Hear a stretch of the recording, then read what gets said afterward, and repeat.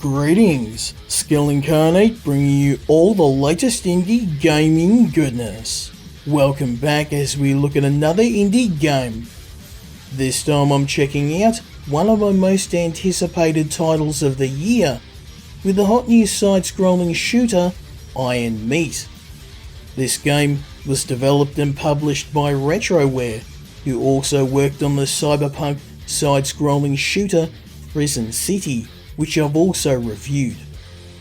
Iron Meat is a love letter to the legends like Turrican and Contra, taking everything we loved about those games, such as fast-paced shooting, precise platforming, giant boss battles, and a big challenge for players, and adds its own unique horror-infused spin on the formula. For a modern audience, the indie gaming scene has released some truly excellent retro-inspired shooters in the last few years, with titles like Valfaris, Blazing Chrome, Butcher and Broforce just to name a few. But I've been searching in vain for a game that truly captures the feel of the 16-bit era, and Retroware's games are the only ones that manage to come close. This game is by far the best shooter I've played across all platforms, with my whole family joining in on the fun.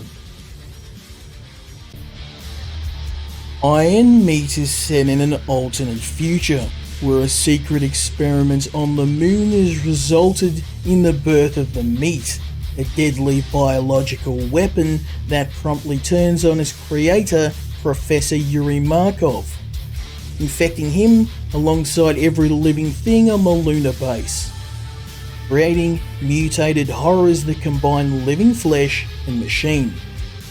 The infected Yuri has now turned his attention to the Earth, commandeering a teleporter to unleash the meat upon the planet's population. The player controls Vadim, the soldier on a mission to eradicate the meat and save the Earth. The campaign takes place across 9 levels, with areas like a ruined forest, a meat-infested train, a military carrier full of deadly traps, and finally the lunar base where you face off against Yuri and his ultimate creation, the Iron Meat. While I love the variety of the campaign, the game's biggest strength is in the body horror-inspired design of the meat.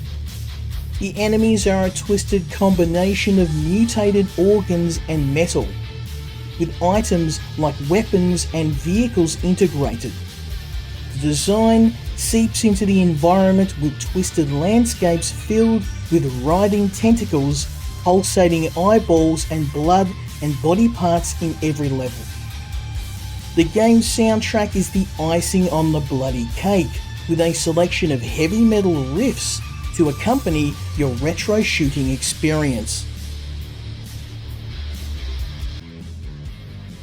The gameplay loop of Iron Meat is your classic old school run and gun, with the player jumping and shooting through each of the game's levels, navigating a gauntlet of never-ending enemy waves and traps, with death only a single hit away. The game's controls are extremely sharp, with a skilled player able to dance through a hail of bullets after a bit of practice. The boss battles are pure chaos, with some amazing designed monstrosities like a mutated spider truck, an attack helicopter filled with eyeballs and teeth, and the game's end boss, the Iron Meat, a titanic metal skeleton bristling with weaponry. While the challenge of the campaign is quite formidable, the levels are relatively short, with the player able to complete them in about 10 minutes, with a large pool of lives at their disposal. Players can also tackle the entire game with a friend in the 2-player cooperative mode, which is the best way to enjoy the game. While I absolutely loved the campaign, I was a little disappointed in the lack of unlockable extras, with the only content being a ranked leaderboard, some additional skins and achievements. I was hoping that Retroware would implement the boss rush mode or Iron Man mode as they did in their previous game, Prison City. Iron Meat is one of the best retro shooters I've played to date, with the developer distilling the formula to near perfection. The controls are excellent.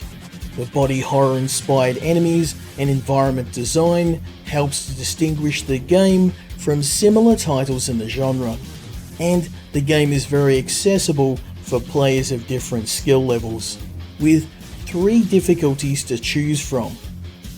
Retroware generously provided me a Steam and PlayStation version of the game, and after some thorough testing I can confirm both versions provide a seamless experience.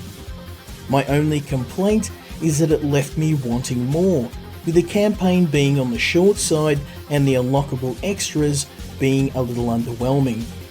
However, these shortcomings do little to detract from the game, and if you're a fan of retro shooters like Contra or Metal Slug, or you just love retro games, this is an essential purchase.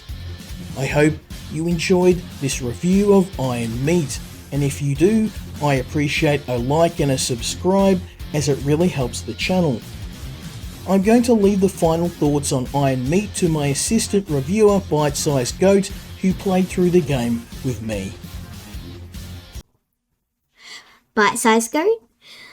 Iron Meat, one of the newest shoot 'em ups on PlayStation. The features I loved about this game was the music, the monsters, and the guns, and that you could up-level them. The thing that I didn't like the most was probably the graphics and the colour. It's mainly all peach and red. I would probably change it to different colours.